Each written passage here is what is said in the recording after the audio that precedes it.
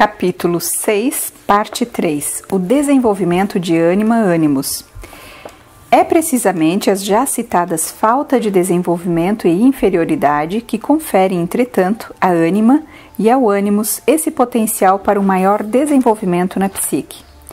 Porque a persona está baseada em valores e características de natureza coletiva, seja o que for que porventura esteja na moda no que se refere ao comportamento e atitudes masculinos e femininos num dado momento na cultura. O potencial para vir a ser único como indivíduo não reside na persona, mas em outro ponto da psique. Na medida em que a consciência do ego de uma pessoa é identificada com a pessoa e está de pleno acordo com ela, não há lugar para qualidades de personalidade e expressão de individualidade que divirjam das imagens coletivas. O impulso para ser um indivíduo é suprimido ou totalmente reprimido, no interesse da adaptação, a fim de ajustar-se. Quais possam ser essas qualidades individuais, num caso particular, não pode ser determinado examinando a persona. Elas podem estar, de algum modo, na apresentação da persona ou estar quase completamente excluídas. Isso constitui uma regra fundamental que pude comprovar repetidas vezes. Entretanto, no que diz respeito às qualidades individuais, nada se pode deduzir da persona nesse sentido.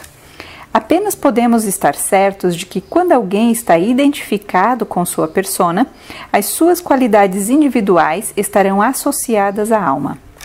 Esse é o homem no termo de flanela cinza, que pega o trem para o trabalho todas as manhãs no mesmo horário e está tão intimamente identificado com o seu papel coletivo que não tem personalidade fora desse quadro de referência. Sua singularidade inerente revelar-se-á na ânima.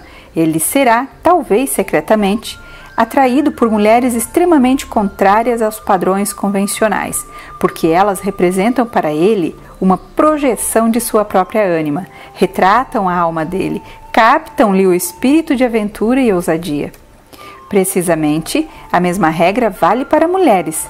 Quando são coletivas e convencionais em suas apresentações da persona, albergam um secreto amante interno, frequentemente inconsciente para elas, que é tudo menos o retrato do seu companheiro convencional. Quando ele aparece, magnetiza-as e leva-as a abandonar tudo para segui-lo.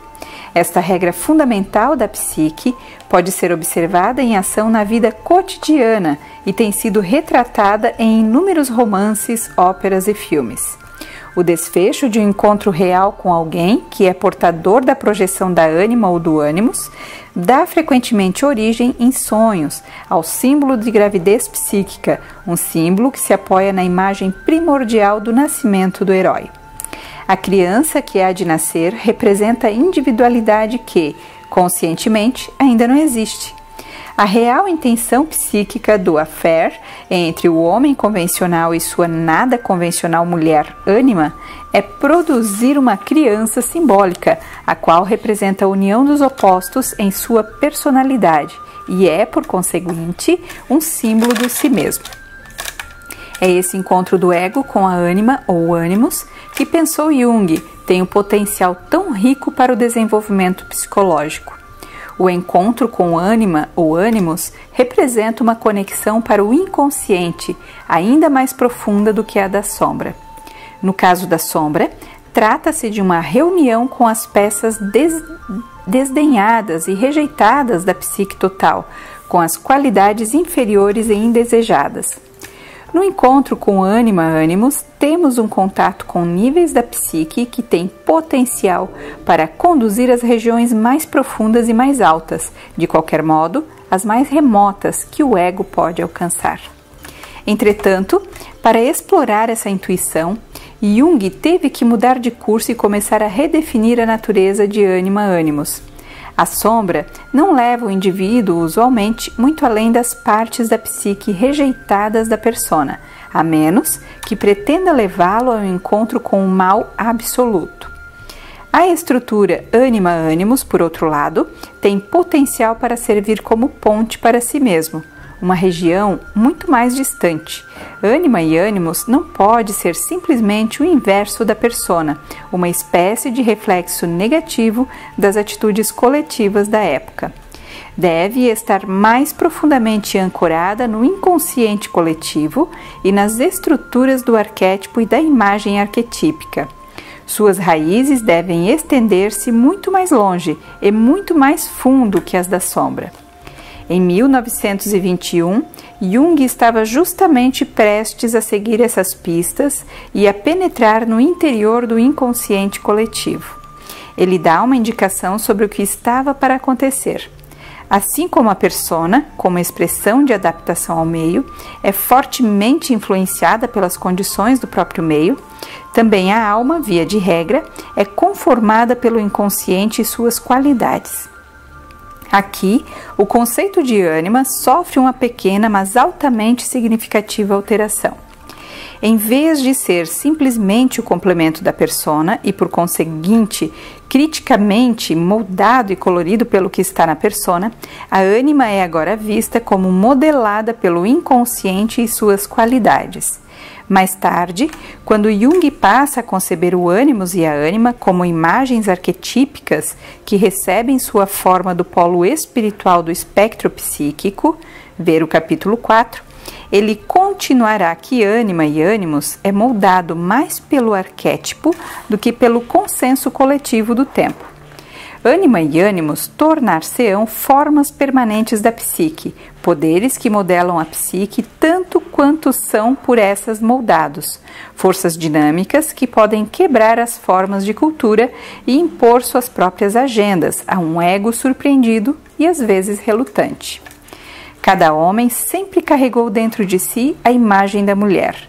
Não é a imagem desta ou daquela mulher, mas uma imagem feminina definitiva. Escreveu Jung em 1925 num ensaio sobre o casamento, intitulado O Casamento como Relacionamento Psíquico, no volume 17, O Desenvolvimento da Personalidade, das Obras Completas. Esta passou a ser a definição mais ou menos clássica da ânima em psicologia analítica. Jung está assinalando aí a natureza arquetípica de ânima ou ânimos e deixa de lado o modo em que essa atitude interior é complementar para a persona. Afirma em seguida que isso é um fator hereditário de origem primordial e oferece uma imagem da mulher tal como se apresenta ao homem e não como é em si mesma. Da mesma forma, o ânimos é a imagem interna de uma mulher da personalidade masculina. As imagens, pensamentos e suposições gerados por essas estruturas internas servem de esteio a todas as confusões e perplexidades geradas em torno de homens e mulheres. Interpretam-na mal reciprocamente porque, com frequência, referem-se a imagens do outro sexo em vez de a pessoa de carne e osso. É evidente como essas estruturas podem distorcer a realidade e causar percepções errôneas entre indivíduos que, por outro lado, mostram ser razoavelmente racionais e bem-intencionados. As imagens masculinas e femininas, alojadas no inconsciente de cada sexo, respectivamente, são primordiais e mantêm-se mais ou menos inalteradas por circunstâncias históricas ou culturais. Estão muito próximas de imagens permanentemente estáveis que repetem seus retratos em psiques humanas, individuais, de geração para geração. O que confundiu Sócrates e Platão acerca das mulheres foi o mesmo que a imagem da ânima que cria armadilhas para os homens de hoje. E as expectativas e anseios que encheram o coração de Maria Madalena continuam a infiltrar-se na consciência das mulheres modernas, a despeito das vastas distâncias culturais e sociais que as separam. A ânima, ânimos, é a grande criadora de ilusão que fornece estímulos aos exaustos e dilacera o coração dos ingênuos. O fator determinante das projeções é a ânima, isto é, inconsciente representado pela ânima. escreve Jung desde o vantajoso ponto de observação da velhice em 1950 no Aion, onde ele tenta oferecer, uma vez mais, uma definição desse esquivo fator interno. Jung sempre sustentara que as projeções são criadas pelo inconsciente e não pelo ego. Não somos responsáveis por nossas projeções, somente por não nos tornarmos conscientes delas, desdizendo-as ou analisando-as. Elas ocorrem espontaneamente e criam uma visão do mundo e da realidade que se baseia mais em imagens e estruturas inconscientes do que em percepções comprovadas da realidade. Jung localiza a origem de todas as projeções na ânima animus, destacando assim a natureza dinâmica e ativa desse fator psíquico. Estamos, é claro, projetando constantemente as nossas concepções de vida, de outras pessoas e de modo como o mundo está construído, são formadas de um modo sumamente importante, por conteúdos inconscientes projetados no meio circundante e adotados como verdades absolutas. A ânima, animus, diz Jung nessa passagem, é como Maya, a deusa hindu, que cria mundos ilusórios, e o ego acaba por habitar no mundo que está baseado de maneira preponderante em projeções. Jung não aprendera isso primariamente através do estudo de religiões orientais, mas graças à sua própria experiência em primeira mão como psiquiatra e analista. É surpreendente como as concepções de algumas pessoas são realmente distorcidas. E é igualmente notável que todos nós acreditemos de forma absoluta em nossas próprias concepções, mesmo quando encontramos nelas sérios defeitos. É raro questionarmos um conjunto de pressupostos básicos.